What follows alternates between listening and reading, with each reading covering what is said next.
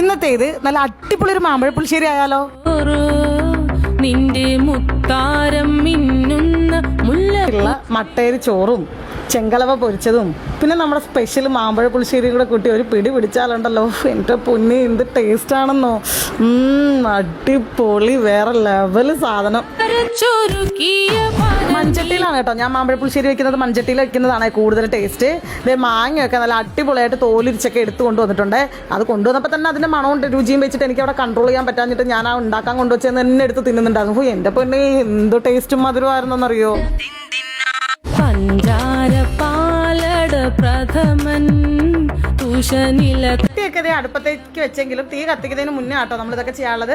കുറച്ച് വെള്ളം ഒഴിച്ചു കൊടുക്കുക, കുറച്ച് ആവശ്യത്തിന് മുളക് പൊടി, പിന്നെ കുറച്ച് ഉപ്പ്, ഇത് ഇത്രയും കൂടെ ചേർത്ത് നന്നായിട്ടൊന്ന് മിക്സ് ചെയ്ത് ഹൈ ഫ്ലെയിമിൽ മൂടി വെച്ച് ഒന്ന് വേവിക്കുക. വേവിച്ച് തിള വരുന്ന സമയത്ത് നമ്മൾ മീഡിയം ടു ലോ ഫ്ലെയിമിൽ ഇട്ട് കൊടുക്കണം കേട്ടോ, അല്ലെങ്കിൽ മാങ്ങ ചിലപ്പോൾ മൺചട്ടി ആയതുകൊണ്ട് അടിക്കോട്ട് പിടിക്കാൻ സാധ്യതയുണ്ട്.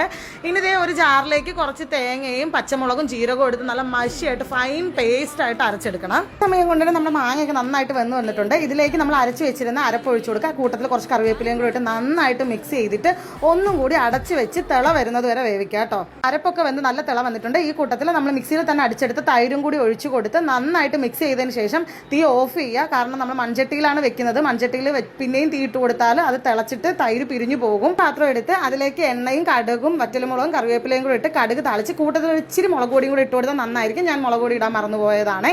ഇതും കൂടി താളിച്ച് ഇതിലേക്ക് ഒഴിച്ച് ഉടനെ തന്നെ നമ്മൾ അപ്പം തന്നെ ഇളക്കരുത്. അപ്പോഴേക്കും നമ്മളൊരു അടപ്പ് വെച്ചിട്ട് അത് മൂടി കൊടുക്കണം. അതായത് എൻ്റെ ഫോളോവേഴ്സ് ആവശ്യപ്പെട്ട മാമ്പഴ പുളിശ്ശേരി ഇവിടെ റെഡി ആയിട്ടുണ്ട്. എല്ലാവർക്കും ഇഷ്ടമായിട്ടുണ്ടെങ്കിൽ ഒന്ന് ട്രൈ ചെയ്ത് നോക്കണം. അപ്പോൾ ഇന്നത്തെ വീഡിയോ ഇത്രയേ ഉള്ളൂ. ടാറ്റാ.